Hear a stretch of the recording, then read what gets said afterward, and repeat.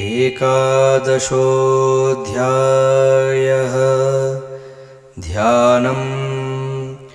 बालारविद्युतमिन्दुकिरीटां तुङ्गकुचां नयनत्रययुक्तां स्मेरमुखीं वरदाङ्कुशपाशाभीतिकरां प्रभजे भुवनेशीम्। ॐ ऋषिरुवाच। देव्या हते तत्र महासुरेन्द्रे सेन्द्रासुरावह्नि पुरोगमास्ताम् कात्यायनीं तुष्टुवुरिष्टलाभात् विकाशिवक्त्राब्जविकाशिताशाः। देवी प्रसन्नार्तिहरे प्रसीद प्रसीद मातर्जगतोऽखिलस्य। प्रसीद विश्वेश्वरि पाहि विश्वं त्वमीश्वरी देवि चराचरस्य। आधारभूता जगतत्स्वमेका महीस्वरूपेण यतस्थितासि। अपां स्वरूपस्थितया त्वयेतदाप्यायते कृत्स्नमलङ्घ्य वीर्ये। त्वं वैष्णवी शक्तिरनन्तवीर्या विश्वस्य बीजं परमासि माया। सम्मोहितं देवि समस्तमेतत् त्वं वै प्रसन्ना भुवि मुक्तिहेतुः। विद्या समस्तास्तव देवि भेदास्त्रियः समस्ता सकला जगत्सु। त्वयैकया पूरितमम्बयैतत् का ते स्तुतिस्तव्यपरापरोक्तिः। सर्वभूतयदा देवी स्वर्गमुक्तिप्रदायिनी। त्वं स्तुता स्तुतये वा भवन्तु परमोक्तयः। सर्वस्य बुद्धिरूपेण जनस्य हृदि संस्थिते। स्वर्गापवर्गदे देवि नारायणि नमोऽस्तु ते।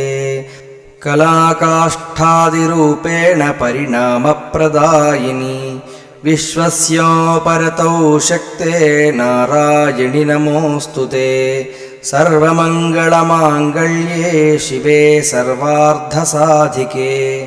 शरण्ये त्र्यम्बके गौरि नारायणि नमोऽस्तु ते। सृष्टिस्थितिविनाशानां शक्तिभूते सनातनी। गुणाश्रये गुणमये नारायणि नमोऽस्तु ते।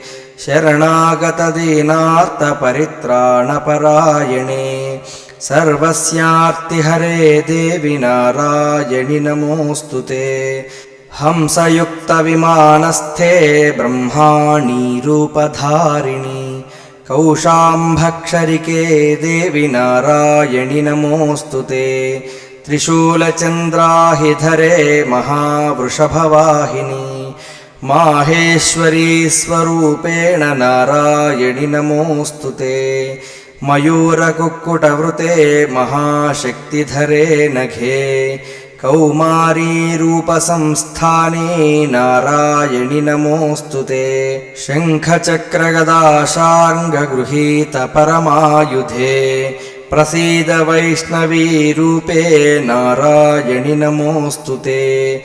गृहीतोऽग्रमहाचक्रे दंष्ट्रोद्धृतवसुन्धरे।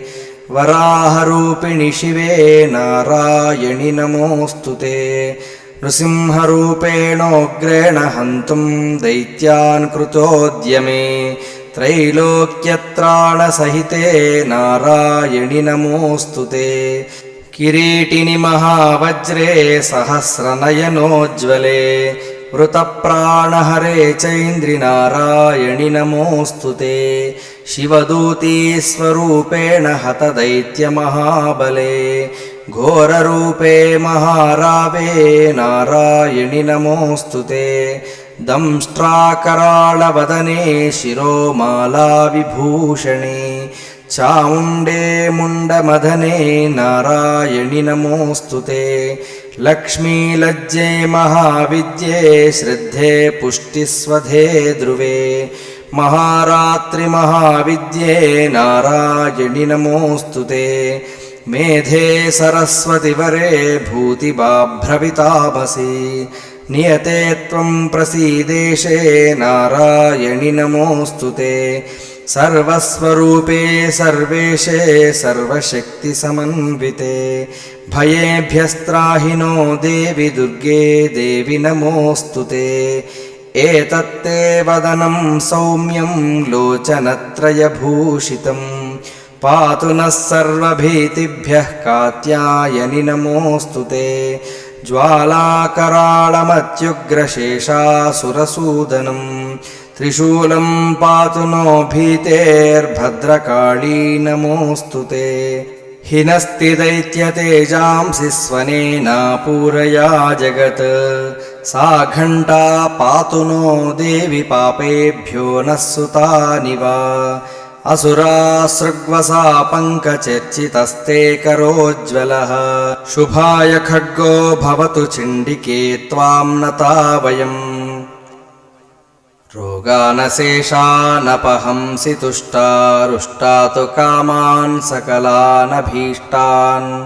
त्वामाश्रितानां न विपन्नराणां त्वामाश्रिता ह्याश्रयतां प्रयान्ति एतत्कृतं यत्कदनं त्वयाद्य धर्मद्विषां देवि महासुराणां रूपैरनेकैर्बहुधात्ममूर्तिं कृत्वाम्बिके तत्प्रकरोति कान्या विद्यासु शास्त्रेषु विवेकदीपेष्वाद्येषु वाक्येषु च का त्वदन्या मम त्वगर्तेति महान्धकारे विभ्रामयत्येतदतीव विश्वम् रक्षांसि यत्रोग्रविशाश्च नागा यत्रारयो दस्युबलानि यत्र दावानलो यत्र तथाब्धिमध्ये तत्र स्थिता त्वं परिपासि विश्वम् विश्वेश्वरि त्वं परिपासि विश्वम् विश्वात्मिका धारयसीति विश्वम् विश्वेशवन्द्या भवती भवन्ति विश्वाश्रयाये त्वयि भक्तिनम्राः देवि प्रसीद परिपालय नोरिभीतेर्नित्यं यथासुरवधा दधुनैव सद्यः पापानि सर्वजगतां प्रशमं न याशु उत्पातपाकजनितांश्च महोपसर्गान् प्रणतानां प्रसीद त्वं देवि विश्वार्तिहारिणी त्रैलोक्यवासिनामीड्ये लोकानां वरदा भव देव्युवाच वरदाहं सुरगणावरं यन्मनसेच्छथा तं वृणुध्वं प्रयच्छामि जगतामुपकारकम् देवा ऊचुः सर्वबाधाप्रशमनं त्रैलोक्यस्याखिलेश्वरी एवमेव त्वया कार्यमस्मद्वैरिविनाशनम् देव्युवाच वैवस्वतेऽन्तरे प्राप्ते 28मे युगे शुम्भो निशुम्भश्चैवान्यावुत्पत्स्येते महासुरौ नन्दगोपगृहे जाता यशोदा गर्भसम्भवा ततस्तौ नाशयिष्यामि विन्ध्याचलनिवासिनी पुनरप्यतिरौद्रेण रूपेण पृथिवीतले अवतीर्य हनिष्यामि वैप्रचित्तांस्तु दानवान् भक्षयन्त्याश्च तानुग्रान् वैप्रचित्तान् महासुरान् रक्तादन्ता भविष्यन्ति दाडिमी कुसुमोपमाः ततो मां देवताः स्वर्गे मर्त्यलोके च मानवाः स्तुवन्तो व्याहरिष्यन्ति सततं रक्तदन्तिकाम् भूयश्च शतवार्षिक्यामनावृष्ट्यामनम्भसि मुनिभिः संस्तुता भूमौ सम्भविष्याम्ययोनिजा ततः शतेन नेत्राणां निरीक्षिष्यामि यन्मुनीन् कीर्तयिष्यन्ति मनुजाः शताक्षीमिति मां ततः ततोऽहमखिलं लोकमात्मदेहसमुद्भवैः भरिष्यामि सुराः शाकैरावृष्टेः प्राणधारकैः शाकम्भरीति विख्यातिं तदा यास्याम्यहं भुवि तत्रैव च वधिष्यामि दुर्गमाख्यं महासुरम् दुर्गादेवीति विख्यातं तन्मे नाम भविष्यति पुनश्चाहं यदा भीमं रूपं कृत्वा हिमाचले रक्षांसि भक्षयिष्यामि मुनीनां त्राणकारणात् तदा मां मुनयः सर्वे स्तोष्यन्त्या नम्रमूर्तयः भीमादेवीति विख्यातं तन्मे नाम भविष्यति यदारुणाख्यस्त्रैलोक्ये महाबाधां करिष्यति तदाहं भ्रामरं रूपं कृत्वा संख्येय षट्पदम् त्रैलोक्यस्य हितार्थाय वधिष्यामि महासुरम् भ्रामरीति च मां लोकास्तदा स्तोष्यन्ति सर्वतः इत्थं यदा यदा बाधा दानवोत्था भविष्यति तदा तदावतीर्याहं करिष्याम्यरिसंक्षयम्।